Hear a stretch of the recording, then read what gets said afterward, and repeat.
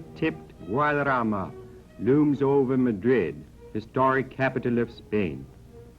Rivaling Madrid as center of attraction and progress is the beautiful and busy metropolis of Barcelona. Steeped in tradition, the Iberian Peninsula, once the greatest power in the world, is a land of romance, beauty, and eternal sunshine. The Spanish peasants are a simple and joyous people who have toiled and lived in peace, with no thought of the menacing avalanche of war and ruin hanging over them. Spain was known as a land of great natural wealth, a land of wonder cities, a land of royal splendor under His Majesty Alfonso XIII, last King of Spain. But all was not peace in Spain, and the civil guards frequently charged turbulent crowds. Towards the end of 1930, a huge mass meeting is celebrated in the bull ring of Madrid. The people want a democratic government to replace the outworn monarchy. On April 14, 1931, a sweeping election results in a bloodless revolution. Alfonso is exiled, and La República is acclaimed by jubilant throngs. But political and social unrest continued unabated. And in the month of July 1936, the world was shocked by the news of General Franco's military uprising in Spanish Morocco. The smoldering fires spread immediately to the peninsula, and the land burst into sudden flames. In the big cities, the revolt was met by the spontaneous resistance of the unarmed Spanish masses and was dominated in the first days. The coup d'etat of the army generals had failed, but the pledged support of powerful interests encouraged the rebels to continue the fight. And on the 19th of July, the order of attack was given, and the martial forces of the insurgents marched into the cities, towns, and villages of Spain and opened fire on the masses in the attempt to seize power and control of the government.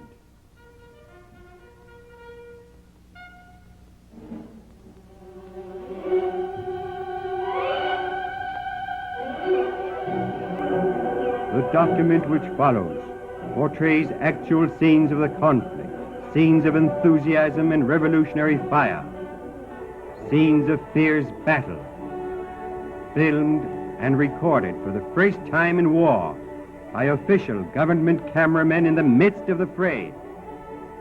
They will tell their own story, the story of a whole people rising in defense of their liberty against an armed invasion to restore feudal privileges and royal dynasty. Street barricades were thrown up, and the workers fought bravely and grimly to repel the aggressors. It was a day of huge sacrifice and heroism. The city became a furnace of burning passion, and the proletarian youth formed a crucible in which the revolutionary fires were fused. Soldiers who were led to believe they were defending the government surrendered their arms and embraced the impetuous youth to the cry of "Viva la República!"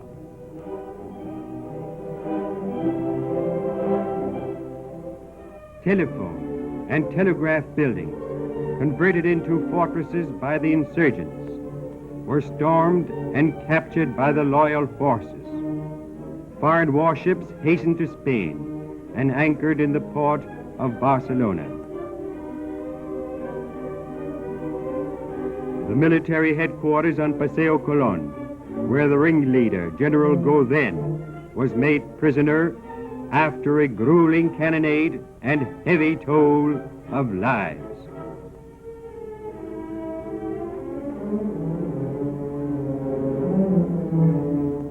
Motor vehicles played a prominent part in the street battles. After defeating the uprising, militia controls are organized at strategic points of the city on the watch for fascist snipers. An anti-fascist militia is created, and the free people of Spain prepare themselves for a civil war unparalleled in human history, a war between a military machine and an improvised army of masses, farmers, workers, teachers, doctors, poets, nurses.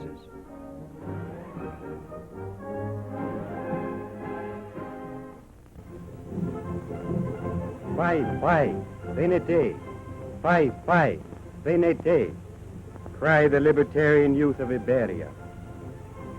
Under the glorious banner of the FAI, the first columns are organized to march to Aragon to help free their comrades in Zaragoza. Enthusiasm is unbounded. There is no distinction in sex. Men and women, young and old, everyone who can carry a gun is eager to join.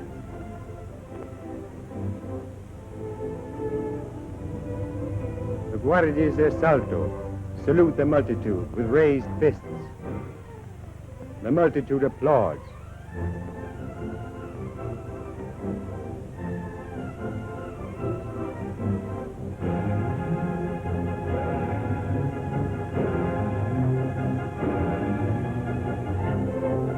Cannons captured from the insurgents on the way to Zaragoza.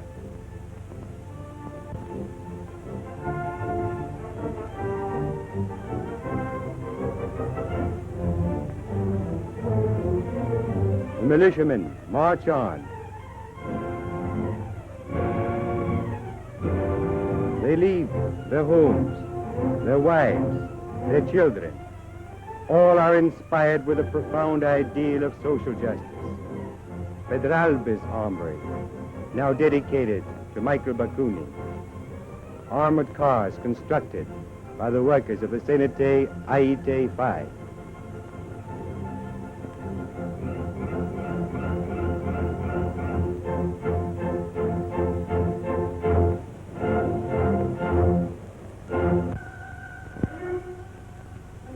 No one thinks of death. There's only one thought, liberty. As Comrade Garcia Oliver, a friend has just greeted, one of the greatest leaders of the FAI.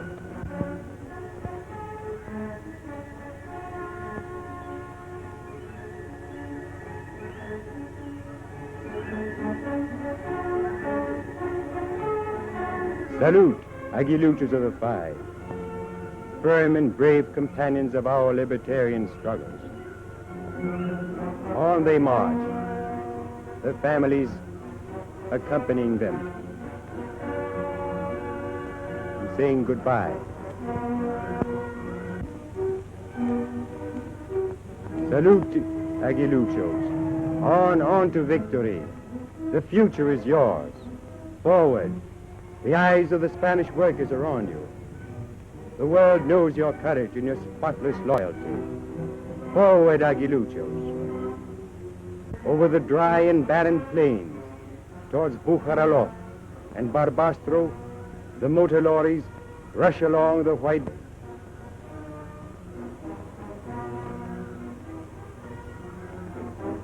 The combatants of the Confederation, their hearts full of courage, their rifles ready, are impatient to enter the battle against fascism in the rest of Spain.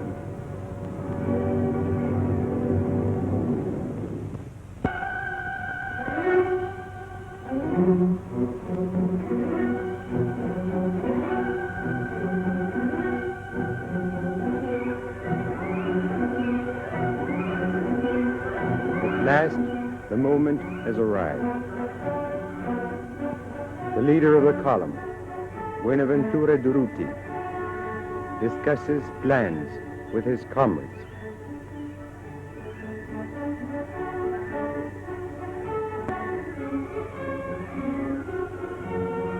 Our comrades prepare the ground and reconnoiter.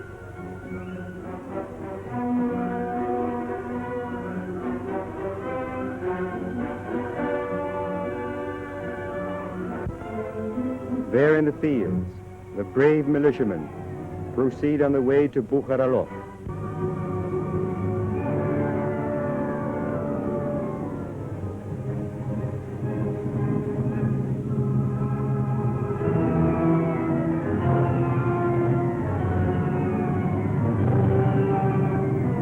Bukharalof.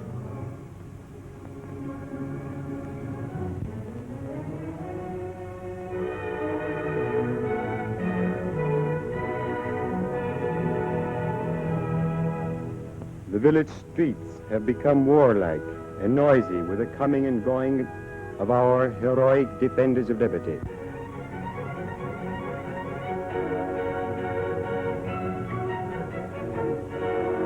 The comrade is addressing the militia with passionate words. They listen, rapt in attention. All have the noble ambition to triumph or to die.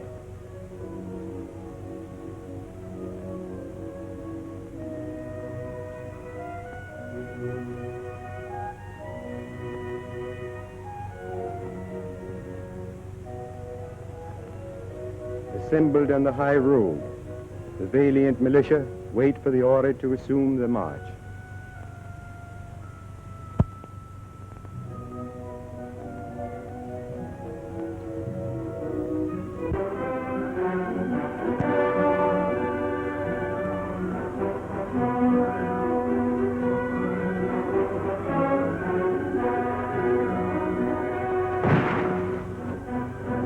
Again they march on, across the fields, over the hills, and through the valleys.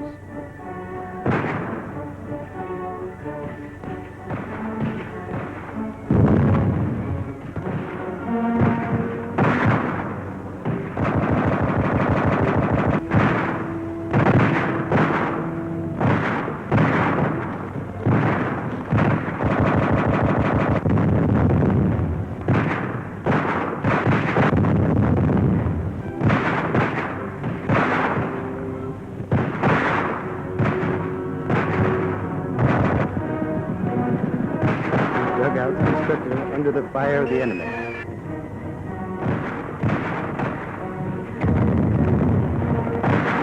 Cannons thunder, and the sun scorches.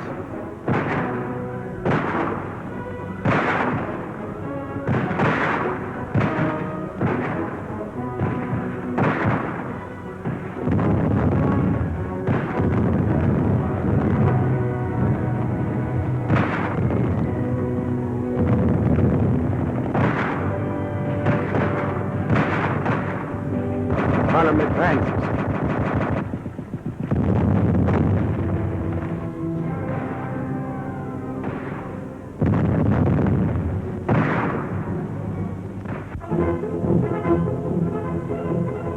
After driving the fascist hordes out of Pina across the river Ebro, the brave militia of the CNT AIT take to pick and shovel to fortify their positions. Under a scorching heat, the fighters quench their thirst. Heliograph signals.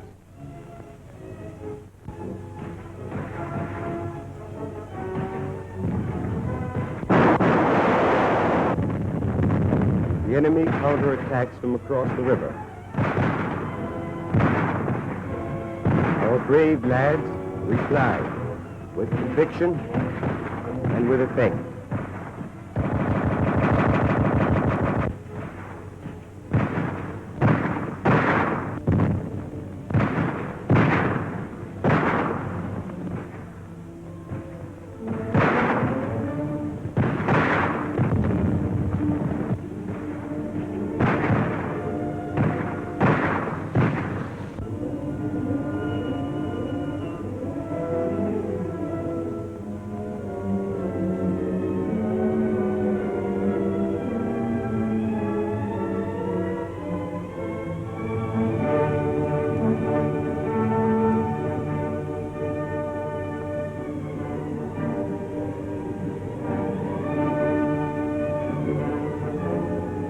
cruel face of war in its terrible destruction of homes and lives.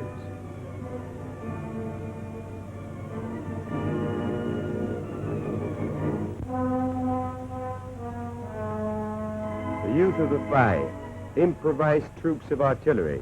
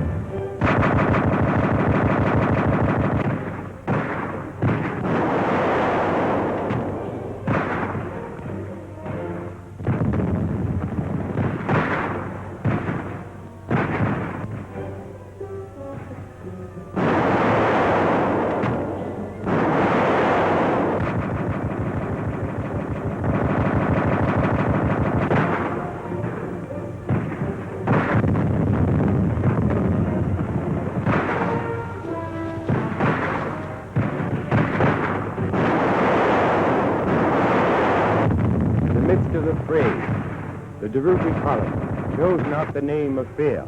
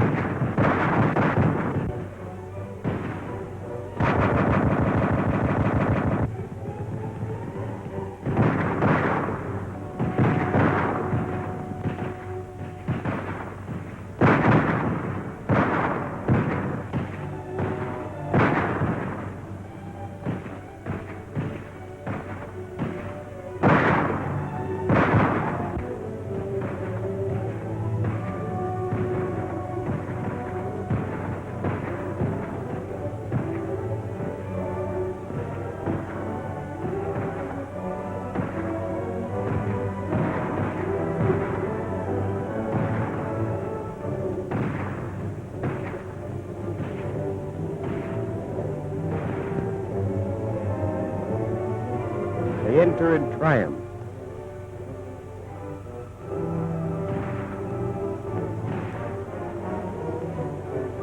The folks welcome the victorious militants of the CNT AIT. Viva la FAI!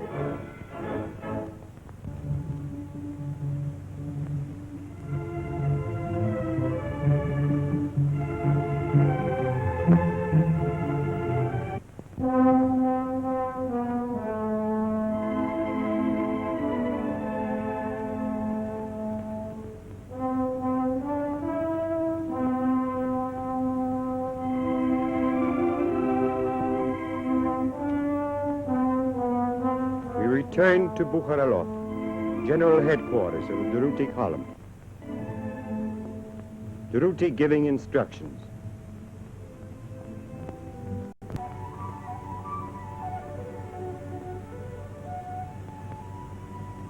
Preparations for a new conquest. This time it is Sietamo, taken and lost by other anti-fascist forces. The Durruti column never retreats and will take the town or die in the attempt.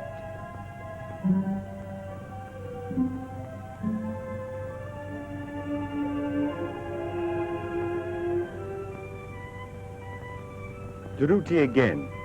Everywhere he appears, with a friendly word, a friendly smile. His simplicity has won in the hearts of the militia the profoundest comradeship and absolute faith in his leadership.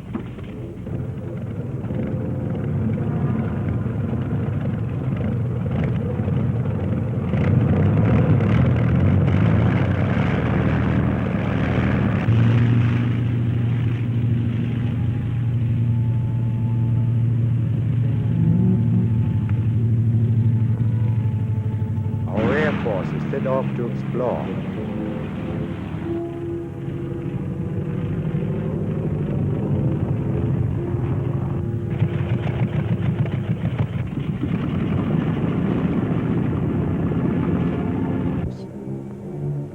There will be fierce fighting and heavy sacrifices. But dauntless, the guerrilleros of the FAI will triumph over all obstacles unto victory.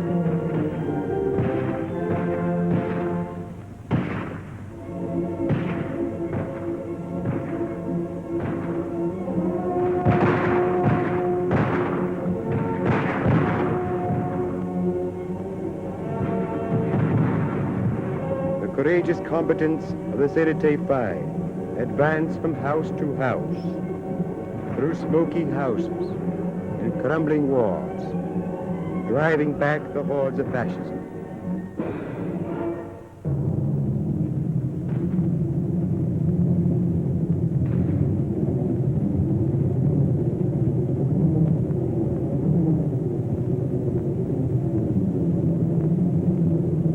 Villages harassed by war and ruins will be cared for and provided by the Army of Liberty.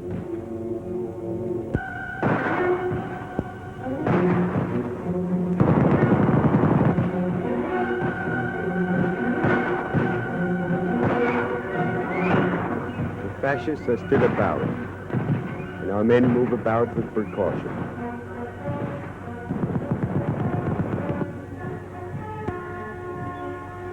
Fierce fighting recommences.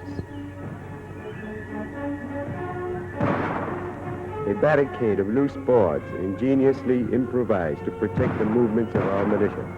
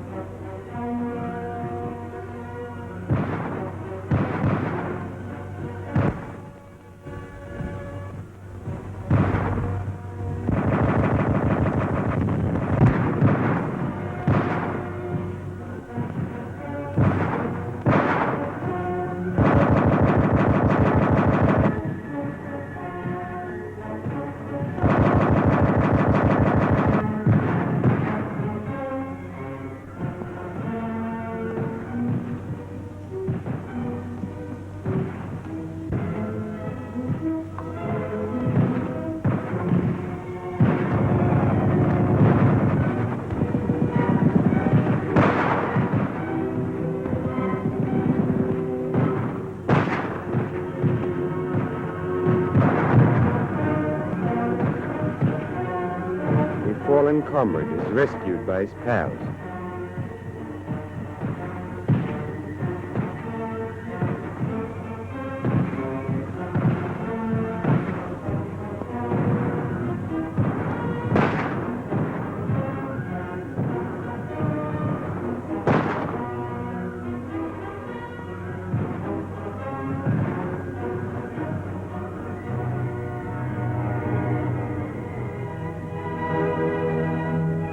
Wounded are attended with infinite care and transported to the rear by Red Cross ambulance.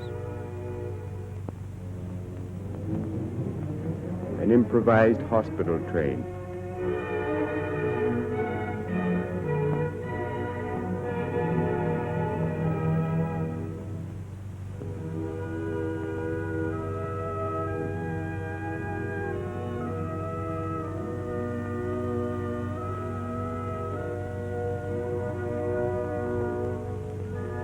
Houses are perforated by bullet shots and shells. Ruins everywhere.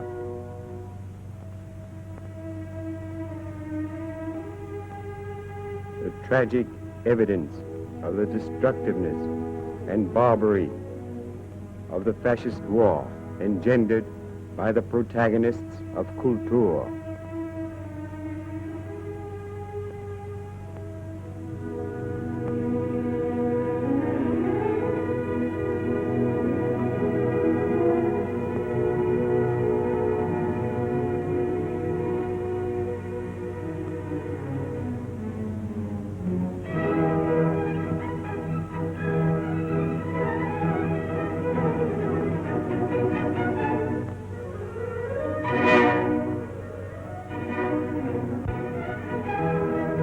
Battle is over. The international group of the Durruti column. The militia prepared to go further.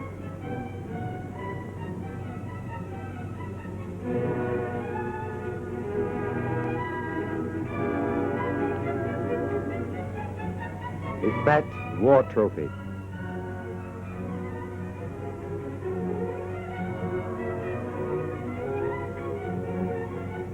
A cannon captured from the fascists.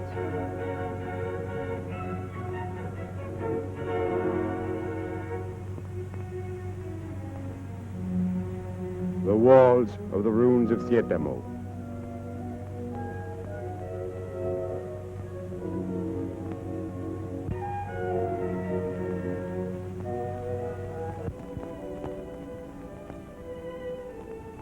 Behind the lines, a welcome lull in the fighting allows the men to wash.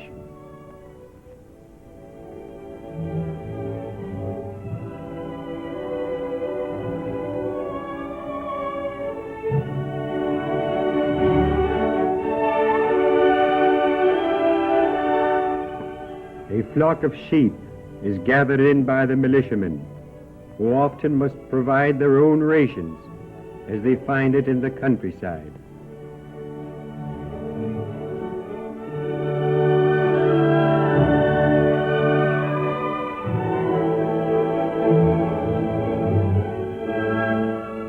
The dinner bell rings and is heartily responded to by the hungry lads.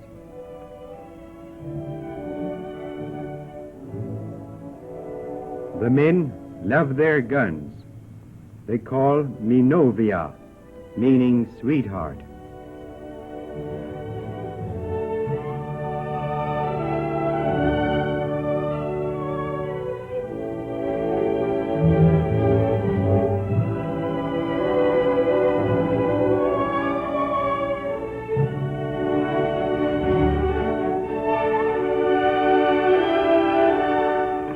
The press arrives bringing the latest news.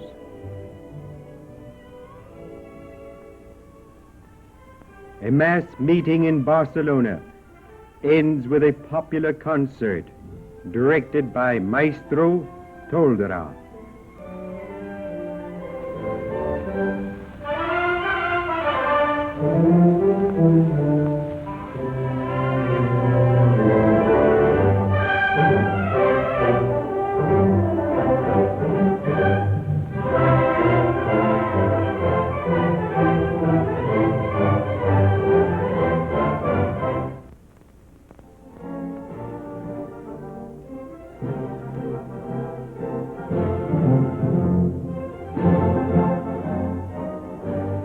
The crowd sings the new revolutionary hymn, Hijos del Pueblo, Sons of the People.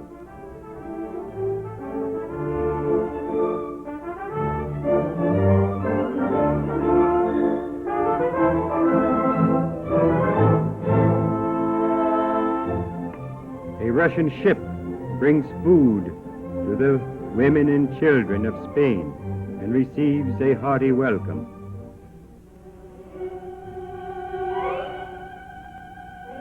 In rebel territory, legions of Moors revive the past invasions of Spain, but this time they have been recruited by a Spanish general to terrorize his own people.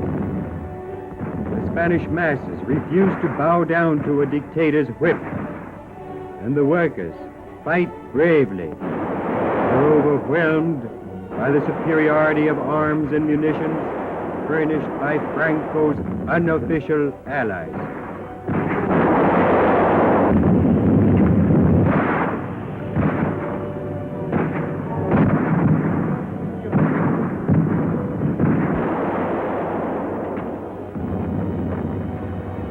Leaving ruins and massacred populations in Badajoz, Irun, and other cities, mercenary troops, foreign tanks, and planes sweep the countryside. The sadly famous Alcázar, where workers, women, and children were seized at the beginning of the war by the rebel garrison and kept as hostages to shield the fortress from total destruction by the loyal forces. Toledo fell in spectacular fight, followed by the usual sight of fleeing refugees and mangled bodies.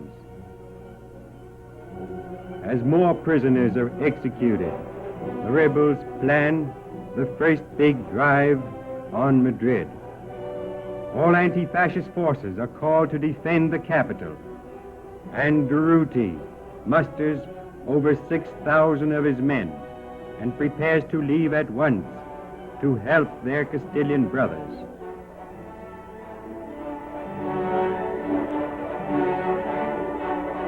These men, loving life, are ready to die in order that a new life be born, a life of equality, a life of justice for all men.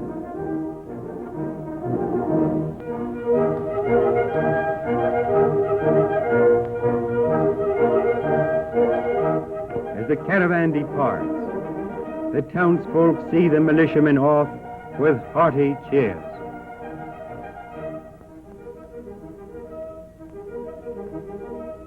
Even children have sensed the heavy sorrows of war. But one thought is in the minds of these people: to be free, and for this freedom, no sacrifice is too great.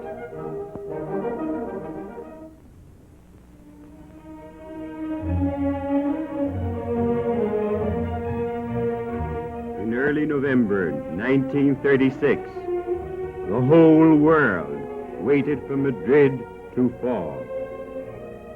An iron ring, a ring of terror, was drawn around the capital.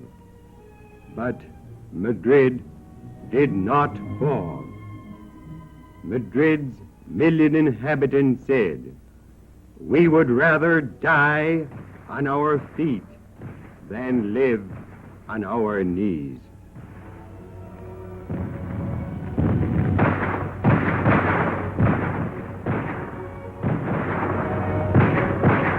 The world waited for Madrid to surrender. But Madrid did not surrender.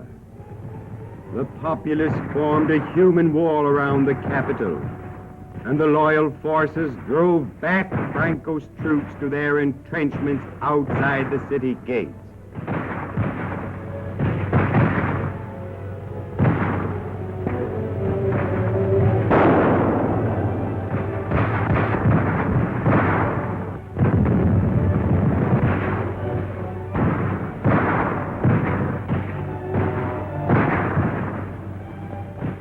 The militiamen advance to the limits of the Casa de Campo sector, where they construct parapets of defense. The enemy counterattacks again and again, hurling shells and hand grenades. But Madrid has raised a wall of earth and fire, a wall of stones and proletarian bodies against the hordes of Moors and the Foreign Legion.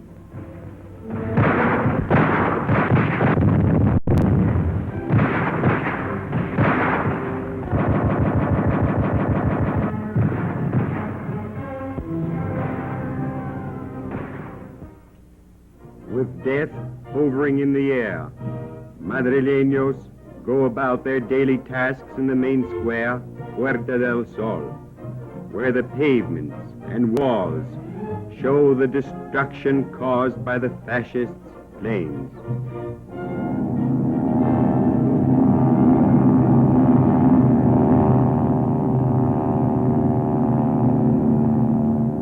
Exasperated by failure, Franco orders his mercenary pilots to bombard the open city, spreading havoc and panic among the civilian population who rush to cellars and subways for shelter. Again and again the pirates of the air appear. The streets are swept by machine gun fire, and the barbarous fury of arrogant generals descend on the defenseless bodies of innocent victims.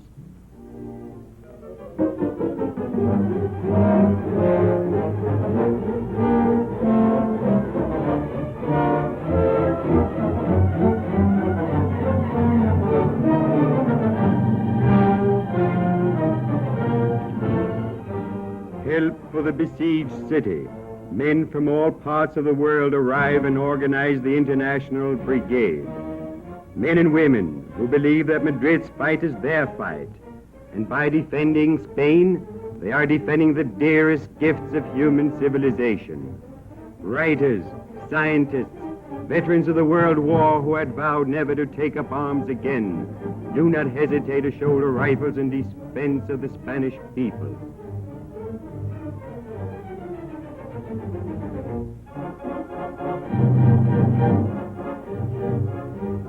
the siege of Madrid has entered a phase of artillery duels. Constant battles go on around the Franceses Bridge. The new soldiers of the people have learned to maneuver their batteries with expert precision. They fire on the enemy's position across the bridge and score frequent hits on the Casa de Velasquez.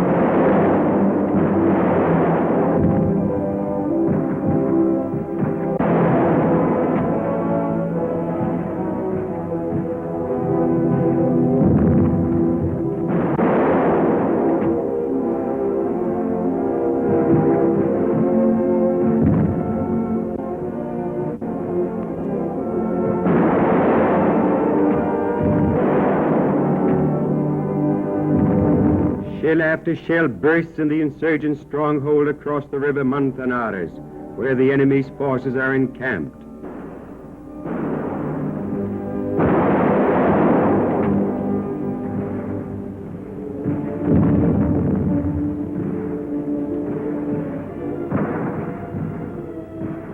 The enemy continues to launch offensive after offensive, but is always thrown back. Day after day, the city is strafed from the air.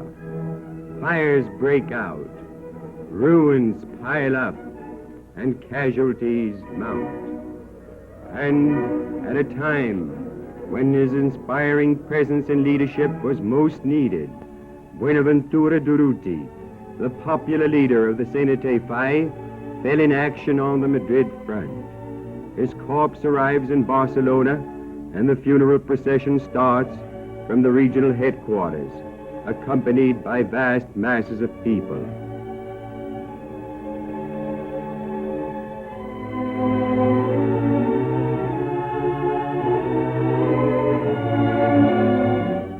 Durruti's coffin is carried on the shoulders of his closest comrades.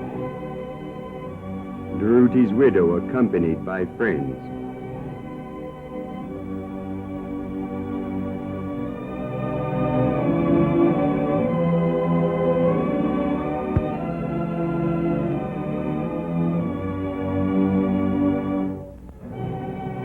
The municipal band of Barcelona, led by Lamotte de Grignon, famous Catalan composer, plays Chopin's funeral march.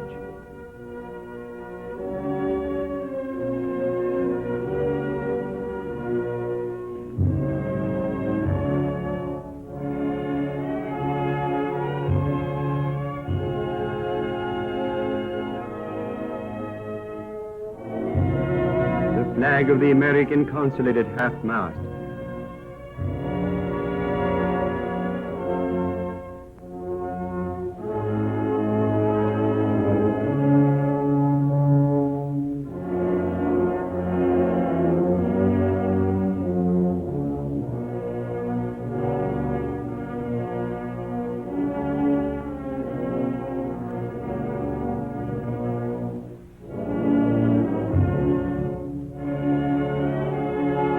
Never before has Barcelona witnessed such a manifestation of popular grief. Like a huge wave, the multitude moves slowly forward in their last tribute to the fallen hero and friend of all. The banner of the fire waves in a last message of farewell.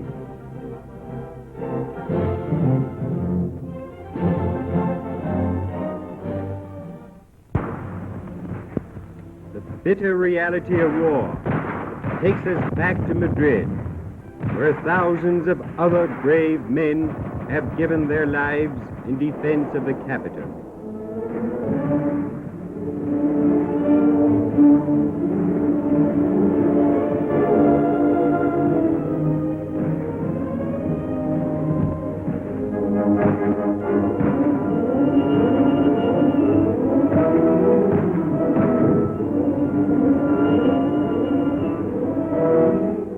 With months of bitter fighting, the militiamen have developed into a trained and disciplined army.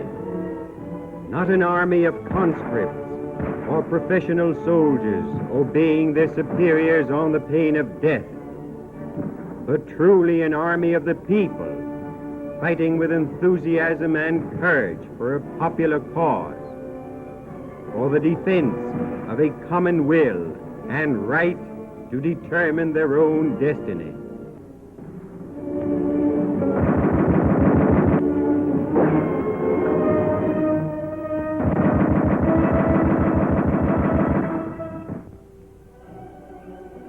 This small anti-tank cannon has a tremendous power to perforate the solid steel walls of enemy tanks.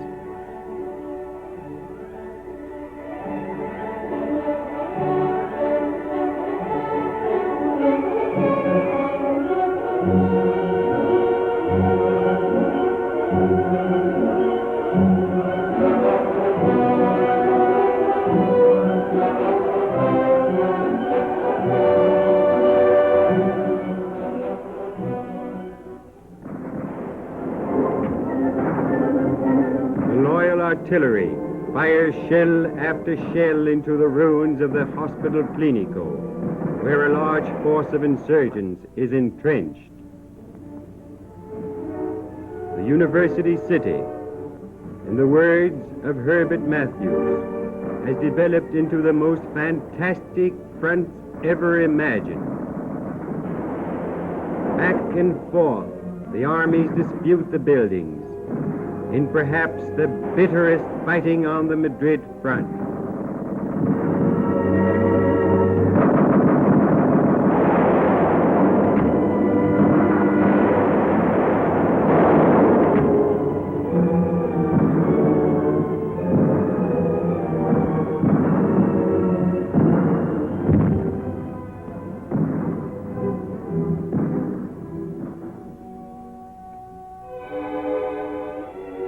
The enemy continues to attack the open city more than it does its defenders. Day after day, the raiders' heavy bombs cleave through buildings, and their shells burst through the walls of houses. The insurgent batteries and planes do not aim for military objectives. They aim to kill, burn, and terrorize whole populations in the attempt to break down their resistance and obtain a bloody victory.